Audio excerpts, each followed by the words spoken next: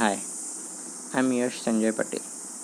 Today I'm explaining about my micro project on entrepreneurship development, and that name is choose any product and study its supply chain. Content in my micro project is introduction, aim of project, literature review, advantage of supply chain management, disadvantage of supply chain management, 8 important parameters of supply chain management of Nestle, diagram of supply chain management, and conclusion. Introduction.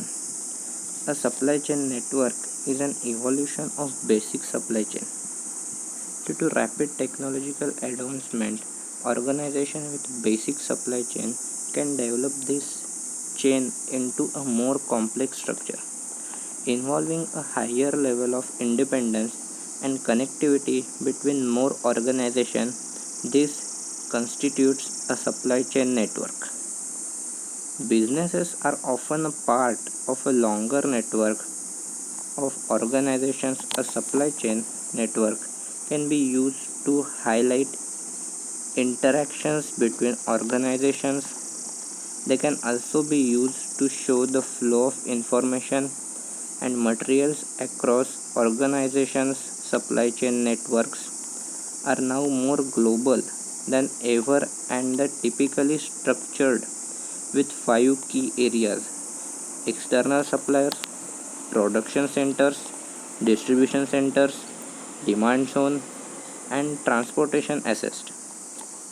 All organizations can purchase the components to build a supply chain network.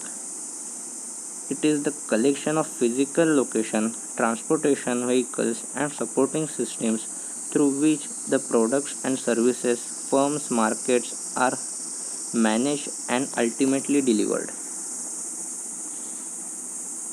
Next is aim of project. Aim of my project are importance of supply chain management and need of supply chain management. Next, literature review. This thesis was developed at the demand of supply planning department of Nestle Portugal, whose mission is to develop planning scenarios encompassing the whole supply production and distribution cycle to support the most appropriate decisions at each operation level. That is, stock and policies are among the most important parameters that DSP defines periodically. Such a parameter includes minimum and maximum stock cover levels. The minimum stock cover level tells how many days stock will last if demand goes as predicted. From that value, the maximum stock cover levels is then calculated and stock policies are set. Currently, stock cover policies are defined by supplier planners with home-built tool called optimizer tool that shows overestimation. This situation implies extra cost and inefficiencies that the company wants to address by the present thesis work. Next is supply chain management flow diagram. In supply chain management, first of all come management, next is analysis, then comes plan, then product, then procurement, then logistics, and then distribution of product.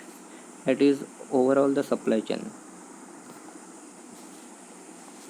Next, I am explaining advantages of supply chain management. First, it has higher efficiency rates. It reduces cost effects, raise outputs. It raised your business profit level, boost corporation, lowers delay processes, and it enhances supply chain network. And the next is disadvantage of supply chain management. Responsible supply chain management can generate value for your company by improving collaboration with your suppliers, dialogue and cooperation to improve CSR performance with strengthen relation with suppliers and contribute increasing productivity and reducing cost, improving product quality. The next is the 8 important components of supply chain management.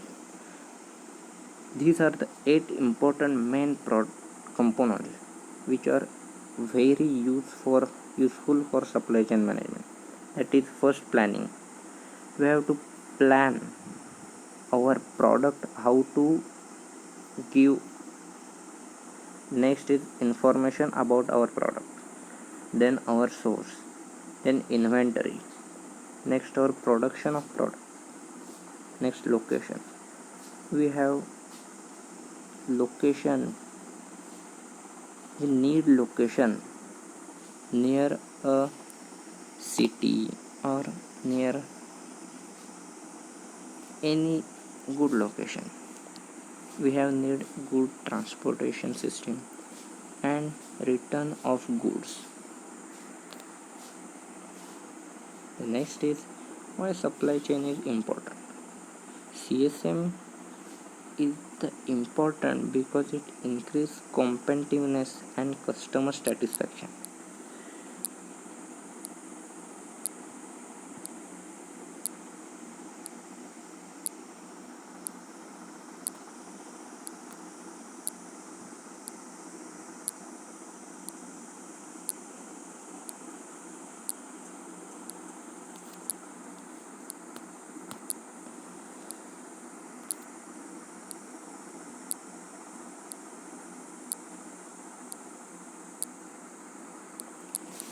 Sorry, customer satisfaction. Part of firm success, efficiently running supply chain allow firms to quickly deliver product to the end user for a low cost. The next is the production process. In production process, first comes routing, next scheduling, next dispatching, and next follow-up. Next is material requirement planning. First of all, it starts from production scheduling. Production scheduling to inventory records file and bill of material. Purchasing comes to bill of material. Master production schedule towards material requirement planning, output, shipping, and this. Next is supply chain forecasting. Supply chain management. It has two types: marketing, the management of customer relationship, and another demand planning. And demand planning, that is management of sales forecasting. And here comes our conclusion. The report mainly gives an overview about the supply chain management of Nestle. It has been concluded that the product of Nestle are checked on the line of product, and as a result the consumer feels secure with the manufactured goods that increases the demand. The aim of the production planning in the case of Nestle are to diminish the depletion of milk and achieve the prearranged level of production output.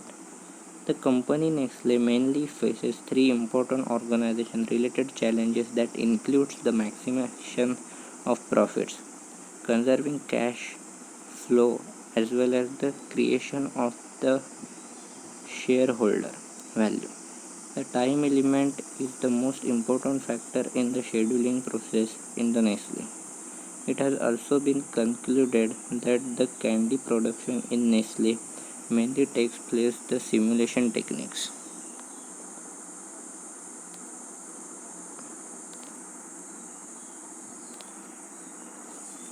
And thank you. Here I am completing my overall explanation about my micro project of supply chain management of Nestle. Thank you.